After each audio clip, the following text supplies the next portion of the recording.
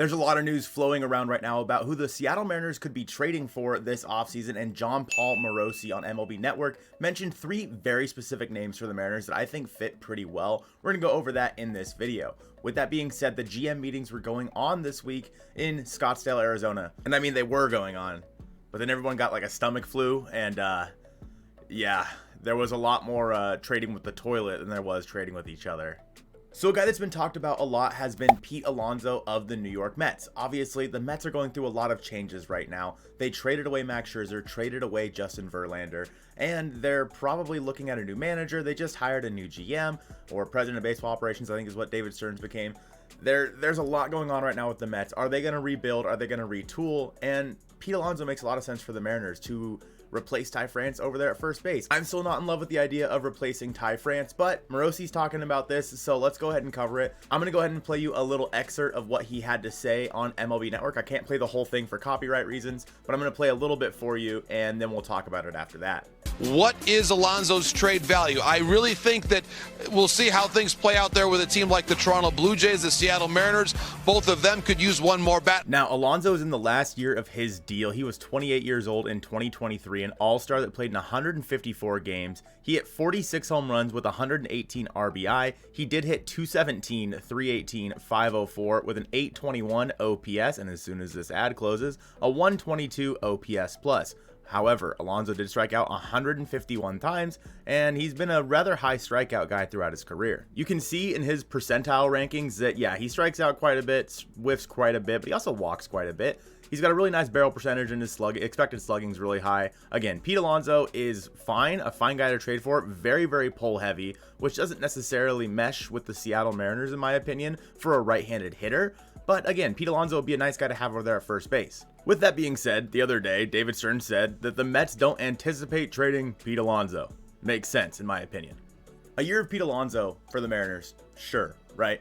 But if the Mets don't plan on trading him, because A, he's been a Met his entire career, he's been very good for them, and B, I don't know if the Mariners would have what the Mets want. I'm sure the Mets would love to have one of the young, controllable starting pitchers, but I'm not willing to give them up for 1 year of Pete Alonso. Maybe if you throw Jeff McNeil in there as well, but at that point, does it become worth it for the Mets? Of course, salaries changing hands and whatnot. I'm sure the Mets probably want to not spend as much money as they did last year, Steve Cohen. So, I don't know. In my opinion, it doesn't make a whole lot of sense to have Pete Alonso in a trade package, but Morosi did report it, so that's what we're talking about. The other two that Morosi reported do make more sense to me. One guy we've talked about a lot, and one guy I really like and have talked about a lot, although I haven't heard his name swirling with the Mariners as much, in Jonathan India and Yandy Diaz. So we talk about different possibilities. Jonathan India of the Reds. We know how stocked the Reds infield is. I would also mention the Tampa Bay Rays. Perhaps someone like a Yandy Diaz could be an option. What India and especially Diaz have in common, they have a very, very good understanding of the strike zone. So let's start here then with Jonathan India. Again, a guy that we have talked about a lot. He played in 119 games in 2023. He hit 244, 338, 407 with an exactly 100 OPS plus. He did hit 17 home runs in the Great American Small Park with 61 RBI. India's not going to be a free agent until 2027. He'll be ARB eligible in 2024. He is going to be 27 years old, and yeah, at second base, it makes a lot of sense. But again, Jonathan India has shown a lot of leadership for that Reds team, and they have talked a lot about how much they love his leadership on that team. Yes, they do have a stacked infield, and maybe India starts to lose his spot because honestly, he hasn't been that good. And depending on, I guess, what the Reds are willing to take for Jonathan India, I'd think about it.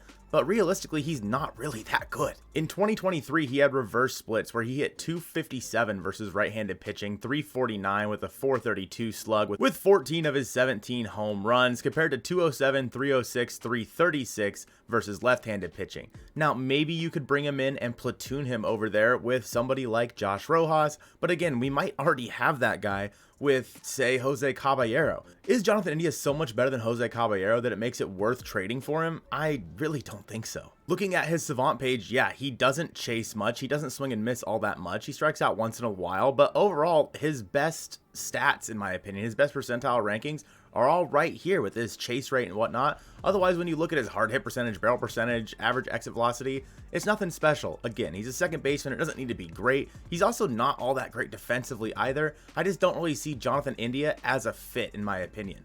Again, he's right-handed in T-Mobile Park, which we know doesn't play all that well unless your name is Nelson Cruz. I just don't see the fit with Jonathan India. Yandy Diaz, on the other hand, I definitely see a fit with. I like Yandy Diaz a lot. Let's look at his percentile rankings first year. As you can see, he sprays the ball all over the field. But his chase rate, 92nd percentile, whiff rate, 86th percentile, K rate, 86th percentile as well. He also has the 98th percentile in average exit velocity. His hard hit percentage is in the 97th percentile. Yandy Diaz is one of the better players in baseball. With that being said, Yandy Diaz is a third base first baseman. Okay, so he's not going to be able to play second base for you. He's also 32 years old, so he's a bit on the older side. He's signed through 2025, so you'd have him for another 2 years. And I'm not sure what the Mariners are willing to give up for an aging third baseman, first baseman, but he does make a lot of contact. In 2023, it was his first year as an All-Star. He played in 137 games. He hit 330, 410, 522 with a 158 OPS. Plus, he hit 22 home runs with 78 RBI. He struck out 94 times. He's never struck out more than 100 times in a season, while also walking 65 times. Throughout his career, Yandy Diaz is a 290, 381, 438 hitter with a 129 OPS. Plus, he has struck out 371 times to 302 strikeouts. In 7 years, he struck out 371 times. I bet you Eugenio Suarez has struck out more than that in just the last 2 years. Looking at projected arbitration numbers, Jonathan India is projected to make about $3.7 million this year in arbitration. Whereas in 2024, Yandy Diaz is expected to make right around $8 million. He also has another $10 million coming his way in 2025 with a $12 million club option in 2026. Obviously, if he continues to play the way he has been, you pick that up in a heartbeat. We all know that the Rays hate spending money. And if Yandy Diaz is going to be that expensive for them, even though they're the ones that signed the contract extension, maybe they'll want to trade him at some point because the Rays are cheap. With that being said, they'll probably want one of your young starting pitchers because that's the way it's going to go. Are you willing to give up Bryce Miller or Bryan Woo for Yandy Diaz? Diaz should start for you every single day, either giving Ty France a day off at first base. I know, guy in the comments, I hear you. Or giving Eugenio Suarez a day off at third while also DHing. Yandy Diaz is perfect for this Mariners team. Are you willing to trade Bryce Miller or Bryan Woo? And would Yandy Diaz be enough for you to do that? Of course, there's the possibility that the Rays are going to be cutting guys for their 40-man roster crunch because they just always do. So maybe they're willing to trade one of those guys along with Yandy Diaz. I don't have any specific names for you right now, but are you willing to do that? For Jonathan India, maybe it would take Emerson Hancock, but I wouldn't be willing to go more than Emerson Hancock for India. If it was a 1-for-1 swap, okay, I'll take it.